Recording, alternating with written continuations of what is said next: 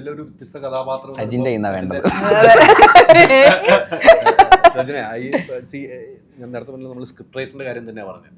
ഇപ്പം നേരത്തെ പറഞ്ഞ ആക്ഷൻ ആണെങ്കിലും അതിന്റെ റൂട്ടുണ്ടല്ലോ, ആ റൂട്ടുകളാണ് അദ്ദേഹത്തിന്റെ സ്ക്രിപ്റ്റുകൾ ബുക്കുകളിലൊക്കെ നമ്മൾ വായിച്ച് പഠിച്ചത്. അത്തരം കഥകൾ ഒത്തിരി വായിച്ചിട്ടുണ്ടോ? അദ്ദേഹത്തിന്റെ കഥകൾ വായിച്ചിട്ടുണ്ടോ? ബുക്കുകൾ വായിച്ചിട്ടുണ്ടോ? ഞാൻ അങ്ങനെ വായിച്ചിട്ടുണ്ട്. വിലായത്ത് ബുദ്ധ വായിച്ചിട്ടുണ്ട്, അല്ലാതെ പിന്നെ ഇതാണ് വായിക്കുന്നത്. എനിക്ക് അങ്ങനെ വായനാശീലം അങ്ങനെ സിനിമകൾ കാണുന്നല്ലാതെ ഇങ്ങനെ വായനാശീലം വളരെ കുറവാണ്. എന്തെങ്കിലും ഇതുപോലെ ഒരു ഇത് വരുമ്പോൾ വായിക്കും. സ്ക്രിപ്റ്റാണ് പിന്നെ വായിക്കുന്നത്. ഇത് അങ്ങനെയാണ് വായിച്ചപ്പോഴാണ്. പിന്നെ ഈ പറഞ്ഞ പോലെ നമുക്ക് നോവലൊക്കെ സിനിമയാക്കുന്നത് എന്നും സംഭവിക്കുന്ന കാര്യമല്ലല്ലോ. അപ്പോൾ അത് ആൾക്കാർ ഇഷ്ടപ്പെട്ട ഒരു നോവലും, അപ്പോൾ അത് ഭയങ്കര ഭാഗ്യമാണ്. ഞാനപ്പോൾ അത് ഇന്ദു ചേട്ടൻ്റെ ഒരു ഫാനാണ് ഓൾറെഡി. പുള്ളി ചെയ്ത സിനിമകളുടെ ആണെങ്കിലും ഈ വായിച്ച 2 പുസ്തകത്തിൻ്റെ ആണെങ്കിലും വായിച്ചപ്പോൾ എനിക്ക് മനസ്സിലായി.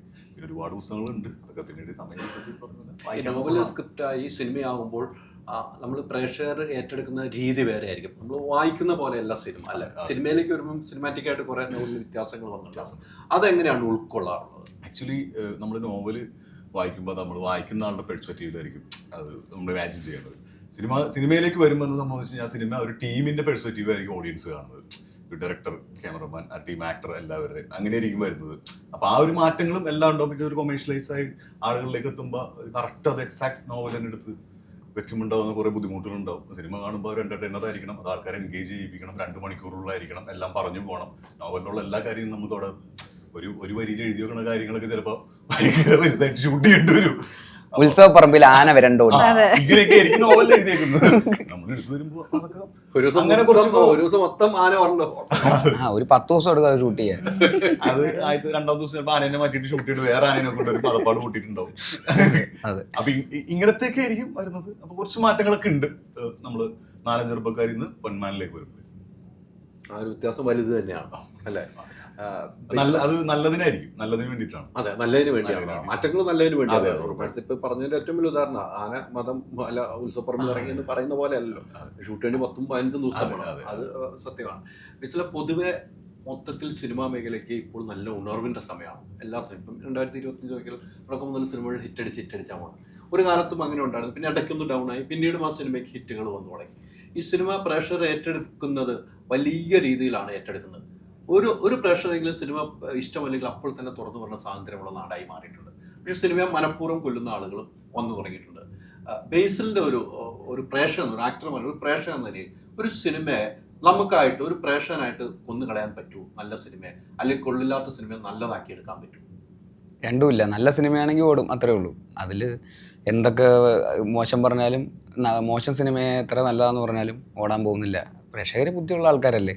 ഈ പറയുന്ന ഇത് കേൾക്കുന്ന എത്ര പേരുണ്ടാവും? ഐ മീൻ 2 രീതിയിലാണെങ്കിലും മോശമായിട്ടും നല്ലതായിട്ടും പറയുന്ന അത് കേൾക്കുന്നത് ഒരു വളരെ ലിമിറ്റഡ്, അതിൻ്റെ അപ്പുറത്തേക്കാണല്ലോ ഓഡിയൻസിൻ്റെ സെൻസിബിലിറ്റി എന്ന് പറയുന്നത്. അവരെ ആ സിനിമ ഇമോഷണലി കണക്റ്റ് ആക്കുന്നുണ്ട്, ആ സിനിമയായിട്ട് അവർക്ക് ട്രാവൽ ചെയ്യാൻ പറ്റുന്നുണ്ട്, അവരെ ചിരിപ്പിക്കുന്നുണ്ട്, കരയിപ്പിക്കുന്നുണ്ട്, അവരെ എക്സൈറ്റ് ചെയ്യിപ്പിക്കുന്നുണ്ട് ഉണ്ടെങ്കിൽ ആ സിനിമ ഓടിയിരിക്കും. അതിലൊരു സംശയമില്ല. ഇതിലൊന്നും ഒരു കാര്യമില്ല. നല്ല സിനിമ എടുക്കുക, നമ്മൾ നന്നായിട്ട് നമ്മുടെ ജോലി സത്യസന്ധമായിട്ട് വളരെ ആത്മാർത്ഥമായിട്ട് അതിലൊരു കള്ളത്തരവും ഇല്ലാതെ കൃത്യമായിട്ട് ചെയ്തു പോയി കഴിഞ്ഞാൽ ഇങ്ങനെയൊക്കെ തന്നെ പോകും. ഒരു അഭിനയം എന്ന നിലയിലും ഡയറക്ടർ എന്ന നിലയിലും ഡയറക്ഷനിലേക്ക് ഇപ്പോൾ കുറച്ചായി വന്നിട്ട് അഭിനയത്തിൻ്റെ അസുഖം പിടിച്ചതുകൊണ്ടാണോ കുറച്ച് മാറ്റി നിർത്തിയേക്കുന്നത്? ഇല്ലില്ല, അങ്ങനെയൊന്നുമില്ല. ഈ ജയജയഹയൊക്കെ കഴിഞ്ഞ സമയത്ത് വന്ന സിനിമകളൊക്കെ തന്നെയാണ്.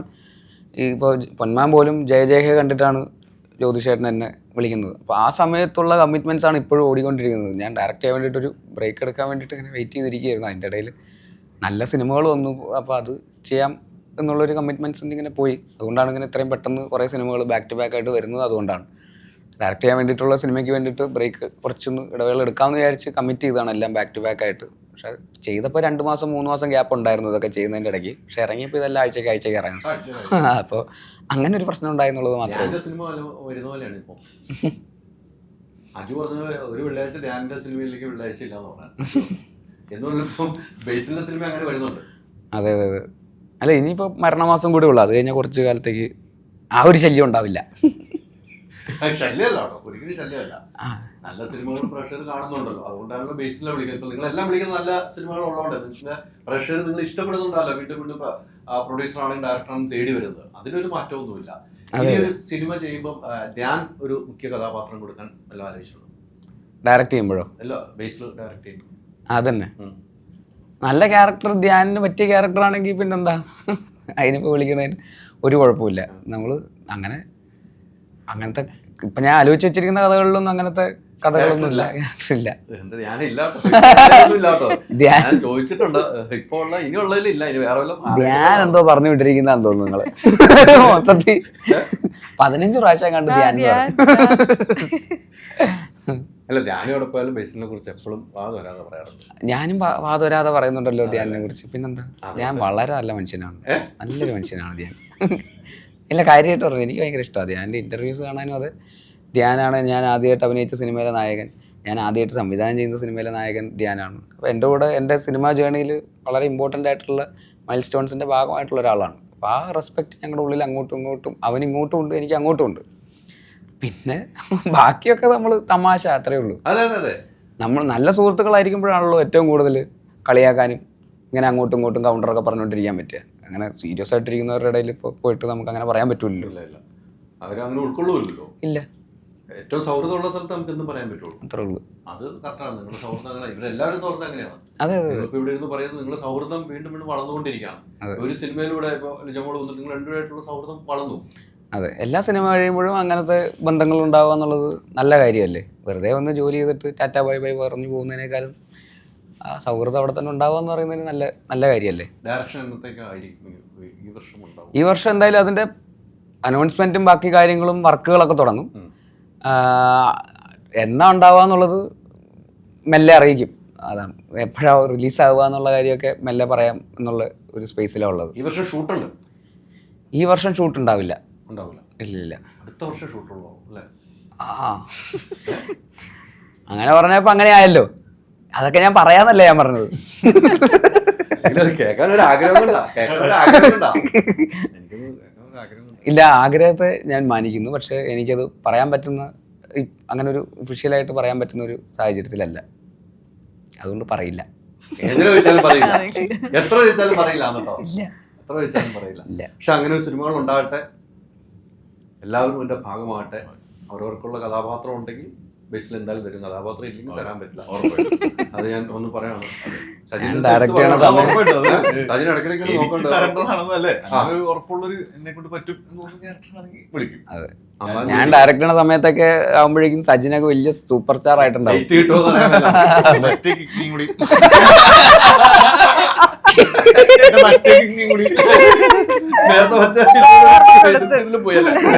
അവിടെ കിഡ്നിയും കൊടുത്ത് തികയാതെ കരളൊക്കെ കൊടുത്തു, ബ്രെയിനൊക്കെ കൊടുക്കാൻ.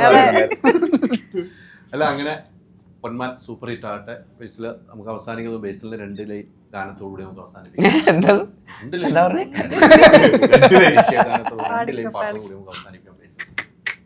അടുത്തതായി ഗാനസന്ധ്യ ആലപിക്കുന്നത് എന്ത് പാട്ട് പാടാനാ? പിന്നെ ഷടാ, ഞാനാണെങ്കിൽ പറയുകയും ചെയ്തു. പാട്ടൊക്കെ പാടി എന്റർടൈൻമെന്റ് ആക്കണമെന്ന് പറഞ്ഞിട്ടുണ്ട്. അങ്ങനെ ഇന്റർവ്യൂലൊന്നും വന്നിരുന്ന് പാടുക എന്നുള്ളതല്ല. കൂട്ടിക്കോ. സ്റ്റേജ് ആണെങ്കിൽ നിങ്ങൾ കാണികളാവണം. നിങ്ങളൊരു കാണിയാണ്. നിങ്ങൾ അവിടെ നിന്ന് കാണികളാ. ഈ പടത്തിൽ തന്നെ പാട്ട് പാടാം. ബ്രൈഡാത്തിയേ ബ്രൈഡാത്തിയേ എന്താണ് മണവാട്ടിയേ ബ്രൈഡാത്തിയേ ബ്രൈഡാത്തിയേ നന്നാന നന്ന നന്ന മണവാട്ടിയേ. അതെ, ബ്രൈഡാത്തി നല്ല പാട്ട്. ആ പാട്ട് നമ്മളെല്ലാരും കണ്ടോളാം. പാട്ട് പിന്നെ ഞാൻ പുതിയത് ഉണ്ടാക്കി പാടുന്നത്. ഞാൻ ഇപ്പൊ തന്നെ കമ്പോസ് ചെയ്ത് വരികൾ എഴുതി അങ്ങ് സാധാരണ ഒരു പാട്ട്. ഈ പാട്ടിലെന്താ ഇത് നല്ല പാട്ട്, പൊന്മാനിലെ ഏറ്റവും നല്ല പാട്ടാണ്. പ്രഷർ കൊട്ടി പാടിയിരിക്കുന്നത്. ഇനി ഒരു 2 ലൈൻ പാടി നമ്മൾ ഇത് അവസാനിപ്പിക്കുന്നു. ഇഷ്ടമുള്ള പാട്ട് പാടുന്നു അവസാനിപ്പിക്കും. കാക്കേ കാക്കേ കൂടെ ഒരു കുഞ്ഞുണ്ട്. ഇതിലൊന്ന് ഇതെന്താ ഈ പാട്ട് പറഞ്ഞു? പിന്നെന്താ, ഇനി എന്താ വേണ്ടത്? ലളിതഗാനം വേണം. കണ്ണുആശ്രമത്തിൽ ഇന്നലെ ഞാനൊരു കന്യകയെ കണ്ടു, താപസ കന്യകയെ കണ്ടു. സന്തോഷായ? Ultra modern kitchen devices. ഒരു കിച്ചണിൽ വേണ്ട എല്ലാ ലേറ്റസ്റ്റ് ബ്രാൻഡുകളും ഇവിടെയുണ്ട്. ലോകോത്തര ബ്രാൻഡുകൾ, original products, wide range. MyG future.